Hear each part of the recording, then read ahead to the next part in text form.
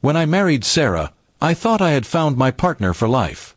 We built everything together, our home, our dreams, our little routines that made every day special. But beneath that picture-perfect life, she was hiding a truth that would one day crush me.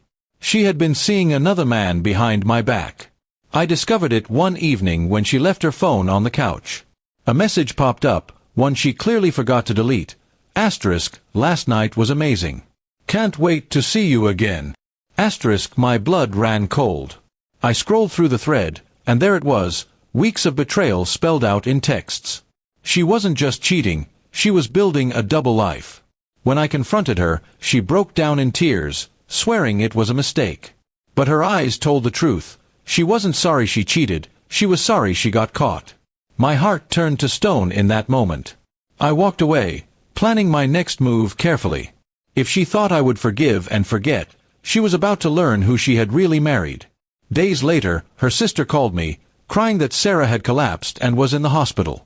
I rushed there, not out of love but out of curiosity. Seeing her lying weak and pale, I felt no pity. Instead, I felt the cold satisfaction of knowing fate had already started punishing her. Still, her family begged me to forgive her, to stand by her side. I stayed silent, but inside I was already crafting my revenge. Forgiveness was never going to happen. Instead, I decided to give her a taste of what betrayal truly feels like. I stayed close to her during her recovery, pretending to soften, letting her believe I was considering reconciliation. It gave her hope, and that hope was the weapon I would use to break her completely. The first step was financial. While she was bedridden, I quietly moved all our joint savings into an account under my name only. I canceled her credit cards and cut her off from a lifestyle she had enjoyed with me. She didn't notice at first, too consumed with trying to win me back. But the day she tried to use her card and it got declined, her face was priceless. The second step was social. I gathered all the messages, all the proof of her betrayal, and I sent them to her parents, her siblings, even her closest friends. The same family that begged me to forgive her now looked at her with disgust. Her mother couldn't even look her in the eyes. She wanted forgiveness, but instead she got shame. The third step was personal. I started rebuilding my life, but I did it openly. I went out with friends, smiled more, posted pictures of myself traveling, dining, living well.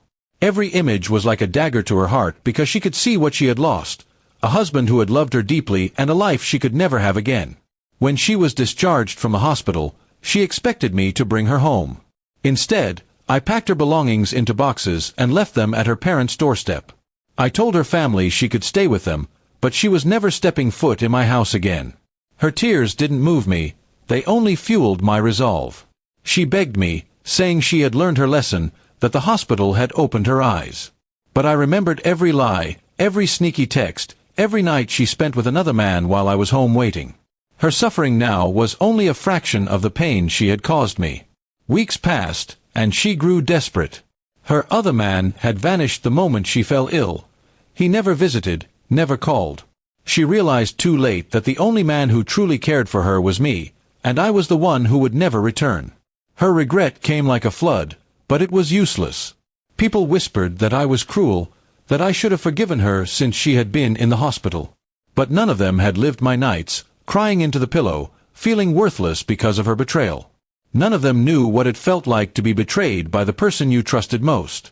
So I ignored the noise and stayed focused on my path. In the end, my revenge wasn't about shouting, fighting, or making a scene. It was about showing her the consequences of her choices. She lost everything, her husband, her respect, her comfort, and the future we had built. She was left with nothing but the memory of her own betrayal. And me. I walked away stronger. I didn't just get revenge on her, I reclaimed my dignity. She thought I would forgive because I was kind, but she forgot that even the kindest hearts can turn cold when betrayed. My revenge was complete, and my life was finally mine again.